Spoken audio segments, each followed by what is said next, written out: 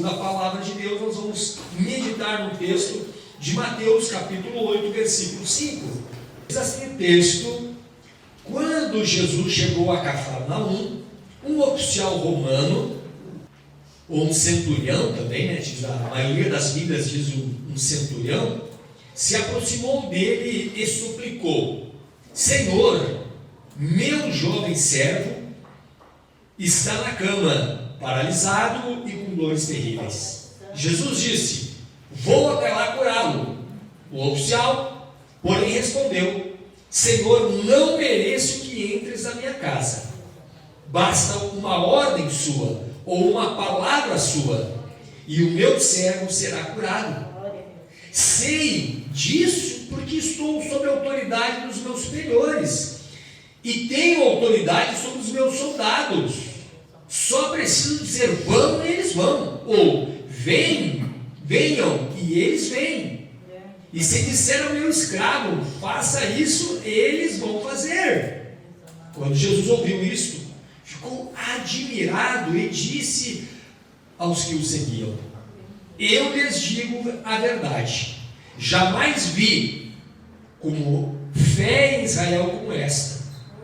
E também lhes digo: muitos virão de toda parte, do leste ao oeste, e se assentarão com Abraão, Isaque e Jacó no banquete do reino dos céus. Mas muitos para os quais o reino foi preparado serão lançados fora, na escuridão, onde haverá choro e ranger de dentes. Então Jesus disse ao oficial romano: volte para casa, tal como você creu, assim acontecerá. E o jovem cego ficou curado na mesma hora. Nós vimos essa noite, irmãos, esse texto sagrado, eu quero ser breve, a história que eu acredito que todas as irmãs aqui do coral já cansaram de ouvir. Todos nós já cansamos de ouvir. Mas é necessário, irmãos, que a lógica ou o óbvio precisa ser dito. De vez em quando a gente tem que recapitular aquilo que outrora a gente já ouviu.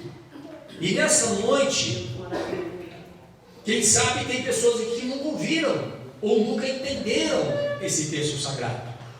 E se faz necessário, então, nós repetirmos. E o texto diz sobre esse centurião, ou esse oficial romano. Tem algumas vezes de centurião, que é aquele oficial romano que cuidava de 100 homens. Por isso, centurião cuidava de 100 homens. E esse homem, na cidade de Cafarnaum, lá no norte de Israel, Jesus estava naquele local e ele conhecia Jesus, ele sabia quem era Jesus. Embora o oficial romano, embora o império romano era um império idólatra, era um império que adorava vários deuses, era um império que não estava nem aí um pouco para a religião dos judeus, e daí eu estou falando no modo geral, mas tinha um, e este era um deles, que ouvia falar de Jesus. Embora servia o império romano e os judeus odiavam o império romano, odiavam os romanos, porque oprimiam os judeus, entre outras coisas, os impostos, mas tinha um oficial romano, tinha um homem ali, que conhecia Jesus, já tinha ouvido falar de Jesus, cria em Jesus, como tal ele era, cheio de autoridade. E nós vimos então que Jesus passava por um determinado local em Cafarnaum, e ali estava aquele centurião romano, aquele oficial romano, que tinha o seu servo, o seu empregado, como queiram, doente. E nós já podemos ver que esse centurião romano não só cria em Jesus, mas como amava o servo dele, amava o empregado dele. Por aí nós podemos ver o coração daquele homem. Ele não era um homem também somente cheio de fé e que acreditava em Jesus, mas como o nosso irmão citou aqui no princípio, que a base do cristianismo é o amor ao próximo. E ele, como um oficial romano, uma pessoa de autoridade, mas mesmo assim prestava atenção naquele seu simples servo, naquele seu simples empregado, que ali estava doente, moribundo. E ele encontra Jesus. E ao ver Jesus, vem à mente tudo aquilo que ele sabia de Jesus, tudo aquilo que ele já ouvia falar de Jesus, que Jesus curava, que Jesus libertava, que Jesus tinha poder e autoridade sobre as enfermidades, sobre os demônios, sobre os problemas. E ele clama a Jesus dizendo: Jesus, cura o meu servo que está doente. Cura o meu servo que está doente. Pois bem, versículo 7, Jesus disse: vou até lá para curá-lo. Vou até lá então, colocar as minhas mãos sobre ele. Vou até lá dar um beijo nele. Vou até lá vou orar por ele. Mas vou me dirigir até lá. Meus irmãos, diante dessas palavras de Jesus, aquele centurião reconheceu que ele não fazia parte do povo judeu. Ele reconheceu que não fazia parte do povo escolhido, do povo a qual aquele Jesus veio para salvar. Então, portanto, ele diz: Senhor, não sou digno que entres na minha casa. O que ele estava dizendo ali, irmãos? Fazendo separação entre a religião, por assim dizer, né, que Jesus seguia, que Jesus pregava, que era o judaísmo, com a religião a qual o seu povo, o povo romano, seguia. Não, Senhor, não sou digno. Não sou digno que entre debaixo do meu telhado. Não sou digno. Não mereço, essa versão de Senhor, não mereço que entre na minha casa. E agora vem, irmãos, algo que eu e você precisamos aprender. Embora às vezes tanto tempo dentro de uma igreja, aquele centurião romano nos dá um ensinamento, irmãos, crucial para a vida do povo, dizendo: basta uma ordem sua e o meu servo será curado. Basta uma ordem sua, não precisa ir até lá, mas daqui o Senhor tem autoridade, porque ele fazia uma relação da autoridade humana que ele tinha com a autoridade espiritual a qual Jesus tinha. Ele disse: Senhor, eu estou sob a autoridade dos meus superiores. Como quem diz: se os meus superiores me mandarem ir, eu irei. Mas abaixo de mim também tem soldados que eu digo: vão, e eles vão. Digo: vem, e eles vêm. E eu também digo para o meu servo: faz isso, ele vai fazer isso. Meus amados irmãos, e quantas vezes, gente, eu e você não temos essa fé? Nós precisamos de alguma coisa palpáveis para a nossa fé. E isso é coisa de ser humano, irmãos. Isso é coisa de ser humano. E muitas vezes, irmãs e irmãos, nós temos dentro da igreja e não temos essa fé. Nós não temos. Lembra de Tomé? Senhor, eu vou acreditar só se eu tocar nas feridas. Cara, o homem andava, conhecia Jesus. Se eu tocar na ferida, aí eu vou acreditar que é o Senhor. Centurião, que o povo judeu odiava, demonstrou uma fé inabalável, não pautada em coisas terrenas e materiais, mas a sua fé estava pautada sobre a autoridade de Jesus.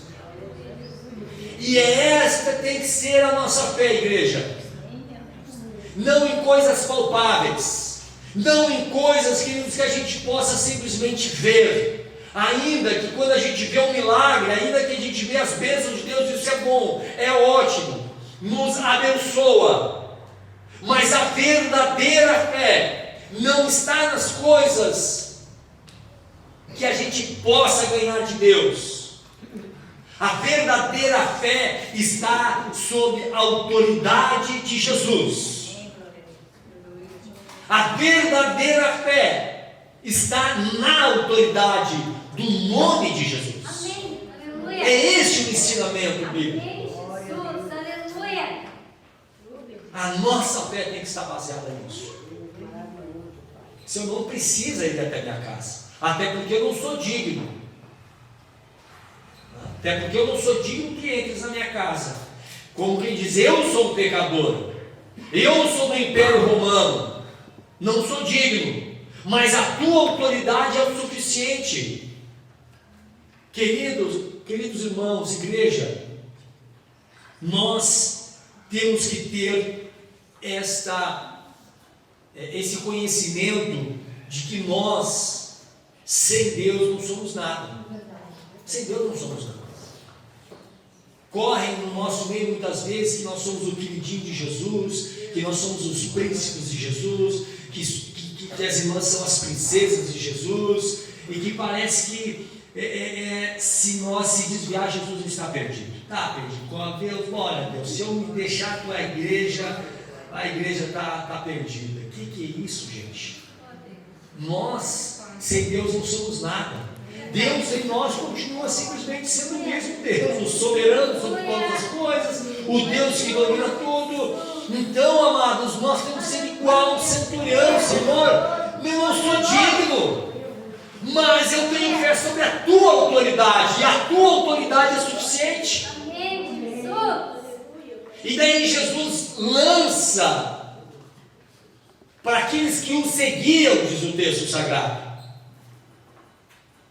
Então Jesus, ouvindo essas coisas, ficou admirado da fé daquele homem. Ficou admirado porque nem Israel, que era a sede da fé cristã, não via.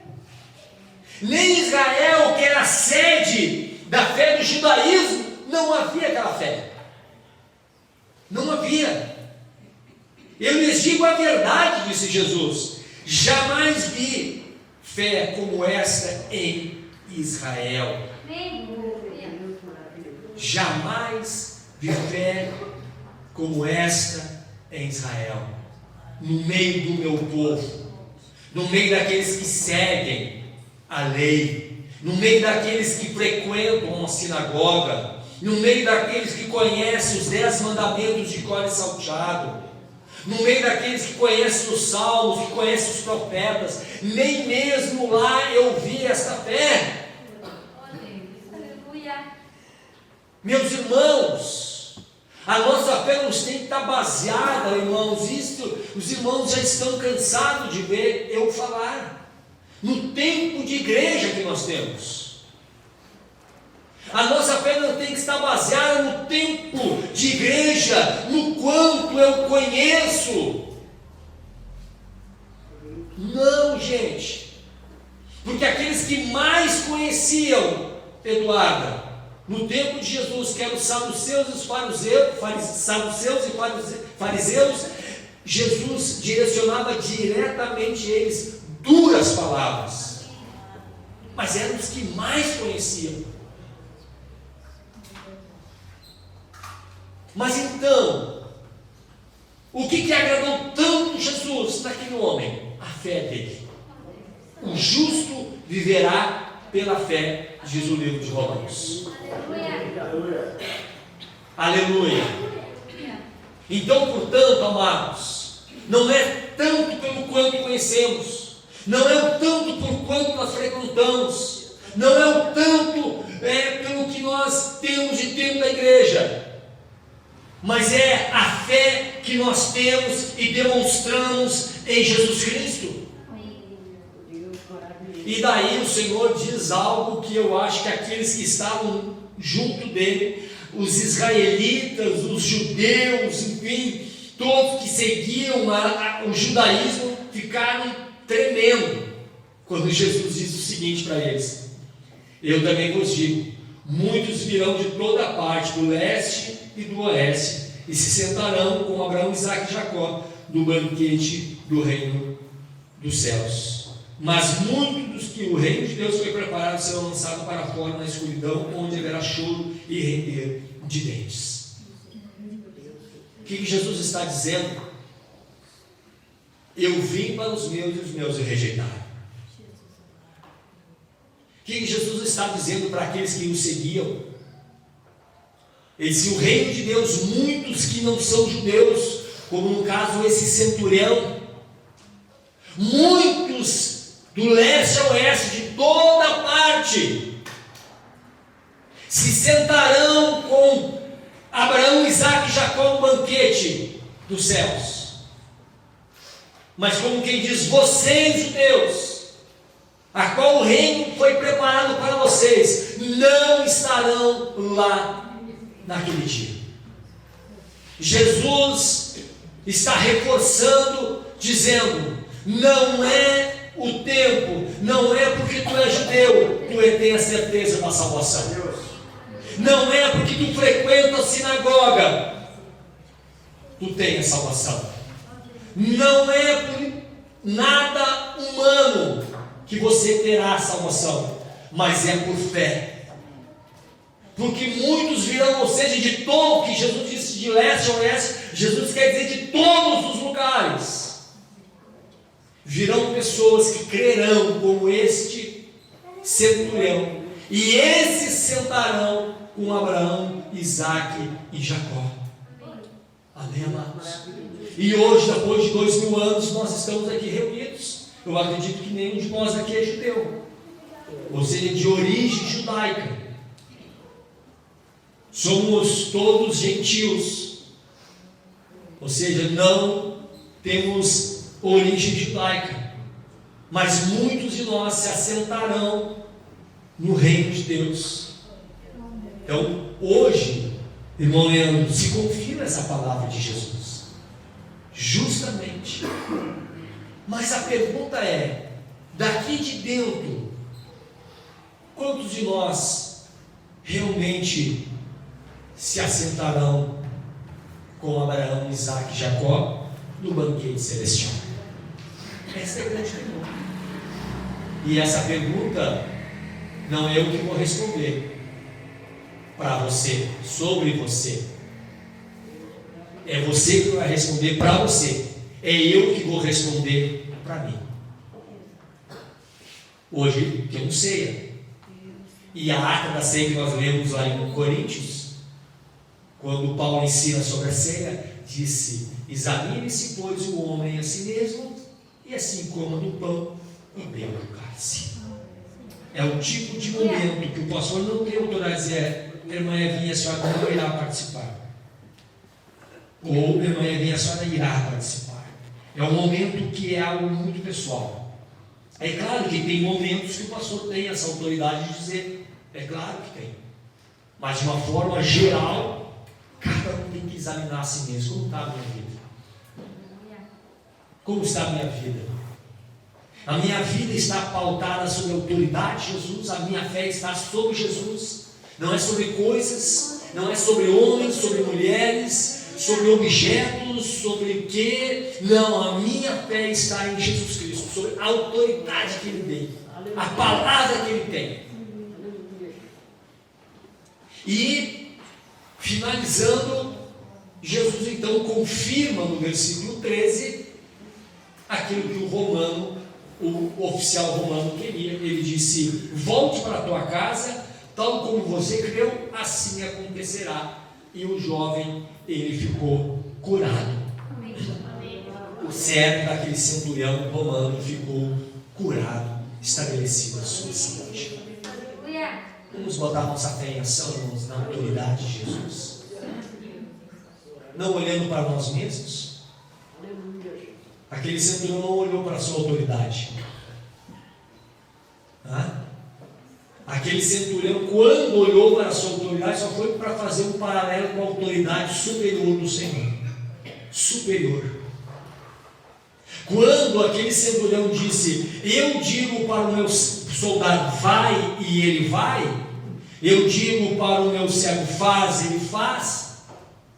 O que ele está dizendo para Jesus? Jesus, nós seres humanos temos que ir. Temos que ir até lá para fazer, nós temos que nos direcionar, mas tu, com a tua autoridade, não precisa estar no local, só a tua palavra é o suficiente. Amém.